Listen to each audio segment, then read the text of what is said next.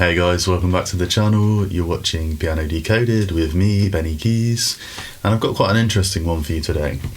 So if you're anything like me, you'll have wondered how good is a modern plugin like Keyscape Pianotech combined with of course a weighted MIDI controller. How close is that to the real thing, like a real acoustic piano? And I can give you quite a short answer to that, and that is pretty close. They sound really great these days. If you've ever played Keyscape, I use Keyscape quite a lot.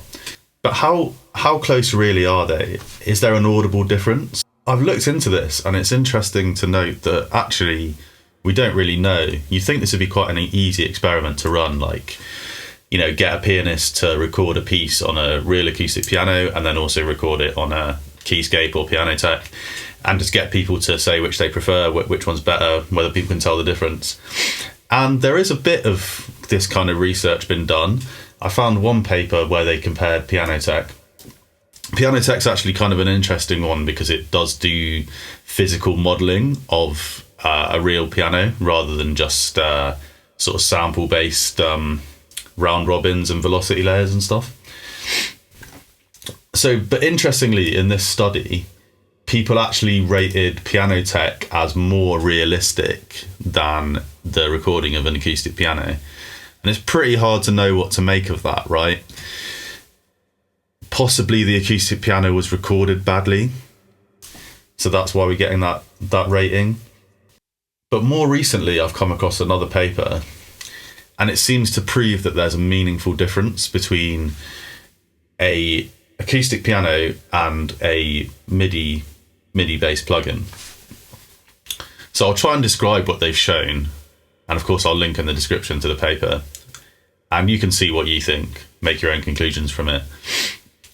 So what the scientists have done is they've got pianists to play with the same volume but different touch. Now, it's not totally clear what that means, but presumably it's something about how you kind of caress the key down.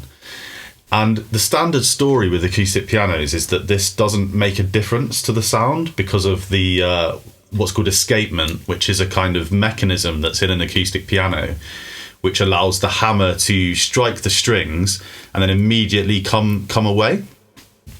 So actually the hammer becomes disconnected from the key that's been pressed in just the moment before it hits the strings. So the standard story we've all been told is that this means that the only thing that matters is how fast the hammer is traveling as it strikes the strings.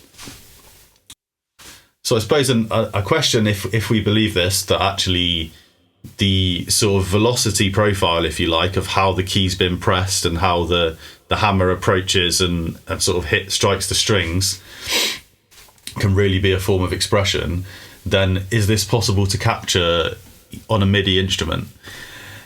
And the answer with standard MIDI is definitely no, because the only information that allows us to take is the actual velocity, so how hard the key's pressed.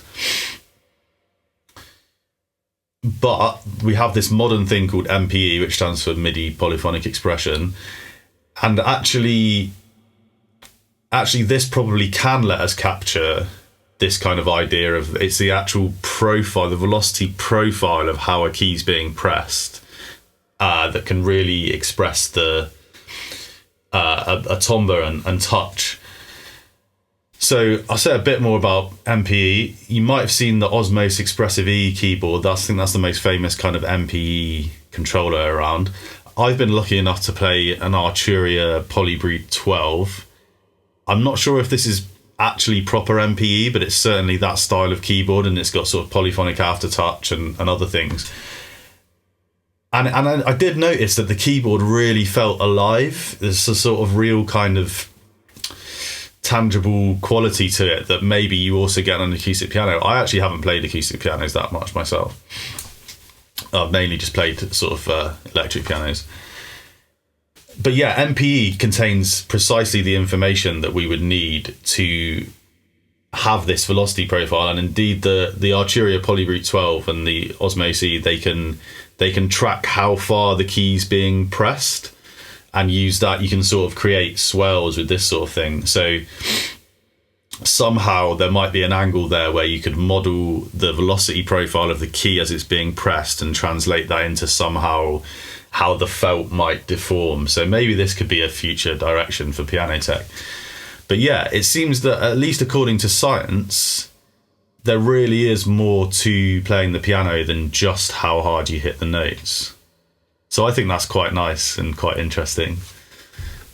Thank you for watching. Please do like and subscribe, and any questions you have, please drop a comment. Otherwise, I'll catch you in the next video.